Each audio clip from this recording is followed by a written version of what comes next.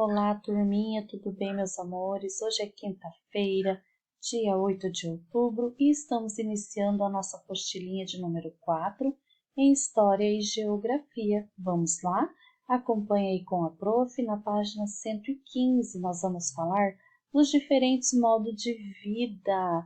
Você já presenciou cenas como estas, dessas duas imagenzinhas? Nós temos a imagem de número 1 e a imagem de número 2. Certamente você já viu essas imagens em algum lugar. Não é verdade, turminha? O que as imagens mostram de semelhantes? Isso mesmo! Essas duas imagenzinhas estão mostrando pessoas cumprindo com algum dever ou alguma tarefa do seu dia a dia. Pessoas se movimentando. E qual é a principal diferença entre essas duas imagens? O que é que você pode observar? Muito bem! Uma imagenzinha está representando a área rural e a outra imagenzinha está representando a área urbana, a vida na cidade, e a área rural, a vida no campo. Muito bem, turminha! Então, faça novamente a observação e preste bastante atenção que nós vamos prosseguir com a leiturinha. Acompanhando aí com a prof, então, a leiturinha na página 116, vamos falar um pouco sobre a vida na cidade e as suas características. Na cidade há prédios, casas, ruas, praças, muitos veículos e pessoas. Os habitantes se deslocam de um lado para o outro para trabalhar, estudar, passear, comprar, vender, ir ao médico e muito mais. Com tanta gente indo e vindo, as ruas ficam cheias de veículos, causando, em alguns casos, os chamados congestionamentos, que são o acúmulo de veículos que dificultam e impedem a circulação de pessoas e outros carros. Nas grandes cidades, há também poluição do ar, gerada pelos gases produzidos pelos veículos. Há também a poluição sonora, causada pelos mais diversos barulhos, como dos próprios veículos e das máquinas usadas nas construções. Poluição sonora é o excesso de ruído, muito barulho que afeta a saúde e a poluição. Ok, galerinha? À noite nas cidades, as ruas são iluminadas, possibilitando que as lojas, fábricas e restaurantes funcionem mesmo após o sol se pôr. Muitas pessoas saem para jantar, passear, fazer compras e se divertir. Outras saem para trabalhar nos restaurantes, nos hospitais, escolas e shopping centers. Muitos trabalham durante o dia e dormem à noite. Outros trabalham à noite e dormem durante o dia. A cidade grande não para. Em geral, as cidades grandes têm poucas árvores. Guarda essa informação. Em geral, as cidades grandes têm poucas árvores.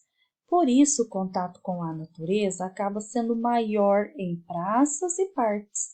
Nos fins de semana, muitas pessoas realizam esportes ao ar livre, como andar de bicicleta e correr. Outras preferem descansar sob as árvores e tomar sol em meio à natureza. Então, a vida na cidade é muito agitada. Nós temos 3 imagenzinhas representando um pouco a vida na cidade. Nós temos, então, os congestionamentos que ocorrem porque tem muito veículo na rua ao mesmo tempo. Nós temos também, nas cidades grandes, o ritmo de vida agitado é bastante mesmo durante a noite. E nós temos também lazer, divertimento na beira do rio, em praias, em piscinas, que você provavelmente já deve ter ido. Agora, turminha, vamos aos nossos exercícios lá na página 117. Número 1. Grife no texto com lápis vermelho 2 características da cidade. Ah, essa tá fácil, não é mesmo, turminha? Nós já lemos o texto e agora você vai voltar lá no texto e vai grifar, marcar de lápis vermelho algumas características que só a cidade tem, como muitas casas, prédios, iluminação durante a noite, entre outras coisas. Encontre no texto e circule essas palavrinhas que representam essas características da cidade, tá bom, meus amores? Número 2. Complete as frases de acordo com o texto sobre as cidades. Letra A. As ruas das cidades grandes são iluminadas à noite. Muito bem. Letra B. Muitas pessoas se divertem e fazem compras, enquanto outras, o que é que as outras fazem nos restaurantes e nas lojas enquanto outras pessoas se divertem? Responda com muita atenção. Se surgir dúvidas, volte ao texto para responder a sua perguntinha, tá bom, galerinha? Letra C. Há pessoas fazendo atividades, seja se divertindo, seja trabalhando. A cidade grande não o que, turminha? Que palavra vai preencher esse espacinho? Se precisar, volte ao texto. 3. Em geral, nas cidades grandes há. O que é que há na cidade grande? Há muitas árvores ou poucas árvores? O que é que tem na cidade grande? Muitas árvores ou poucas árvores? Marque a alternativa correta. 4. Assinale a alternativa que descreve o contato dos moradores de muitas cidades com a natureza. Como é o contato das pessoas com a natureza? Leia todas as alternativas e encontre apenas a correta. Nós vamos encontrar apenas uma afirmativa correta. Letra A. Há pouco contato com a natureza, quer dizer, tem pouco contato com a natureza por causa das poucas áreas verdes. Será que isso é verdadeiro? Sempre há contato com a natureza em todos os lugares? Isso acontece na cidade grande, turma? Sim ou não? Letra C. As pessoas nunca vão aos parques e nas praças tomar sol. Será que essa informação é verdadeira? Letra D. Evita-se praticar esportes ao ar livre nos parques e praças. Será que as pessoas, mesmo na cidade grande, elas não praticam esportes? Será que essa afirmação é verdadeira, turminha? Se for verdadeira, marca um xizinho. Prosseguindo então com as nossas leiturinhas lá na página 118. Vamos fazer leitura para prosseguirmos com as atividades. O vai e vem nas cidades. Nas cidades, muitas pessoas moram longe do local de trabalho ou da escola. Devido às grandes distâncias, eles precisam de meio de transporte para se deslocarem. Como você viu no caderno 3, há várias formas de deslocamento da população. Podem ser utilizados carros próprios, motos ou bicicletas, que são transportes privados, quer dizer, é de uso individual, particular de alguém. Ou então, se utilizam ônibus, trem ou metrô, que são transportes públicos, que são comunitários, compartilhados, que muitas pessoas utilizam juntos. Observem diferentes tipos de transportes públicos e privados. Nós temos, então, duas imagenzinhas representando o transporte privado e o outro representando o transporte público. Nós podemos ver, então, o vagão de um metrô. Você sabia que nas cidades muitas pessoas não trabalham em lojas, fábricas, restaurantes, mas trabalham nas ruas? Elas vendem alimentos, roupas e outros objetos. Esses trabalhadores são os camelôs ou ambulantes. Outras pessoas fazem malabarismos ou tocam instrumentos nas ruas para mostrar o próprio trabalho ou receber algum dinheiro de quem está caminhando ou dirigindo. Esses trabalhadores são os artistas de ruas. Você conhece, turminha? Vocês já viram algum artista na rua?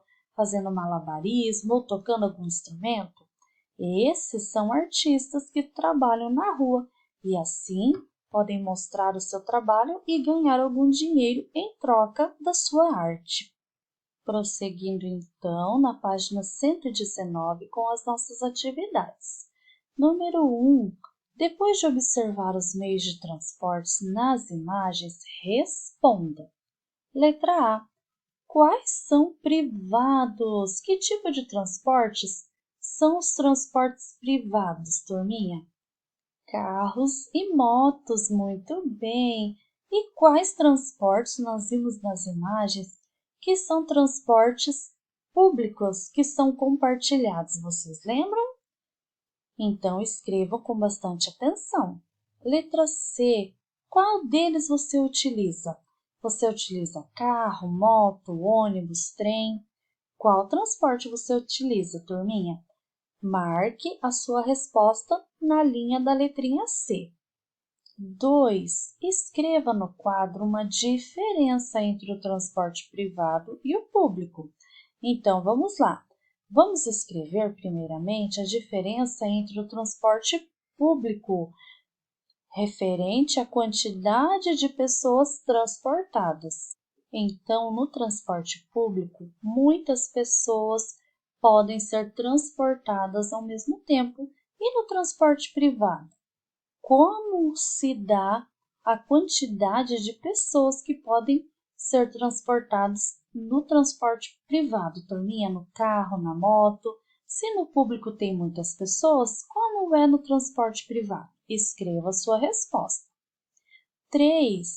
Converse com o professor e os colegas sobre as vantagens dos meios de transportes públicos e dos meios de transportes privados. Então, você vai dialogar e conversar com o papai e a mamãe sobre esse tema. 4. Complete as frases com as palavras do quadro. Então, vocês vão ter as palavras poluentes, poucas, carros, congestionamentos e cidades. Vão ler a frasezinha e completar com bastante atenção qual dessas palavrinhas vai completar a lacuna. Bastante atenção na leiturinha, tá bom, turminha? Na página 120, acompanhe a professora na leiturinha. No ritmo da natureza e da viola. No campo há muita vegetação, campos de cultivo e pasto onde os animais são criados. Em comparação com as cidades, há menos moradores, construções e veículos. Por isso, não existem congestionamentos para ir ao trabalho, nem para ir à escola, o que contribui para um ambiente ser mais silencioso e o ar mais puro. As pessoas trabalham no campo arando a terra, quer dizer, é o ato de mexer a terra para que ela fique mais fofa para as plantações, plantando, colhendo e cuidando dos animais.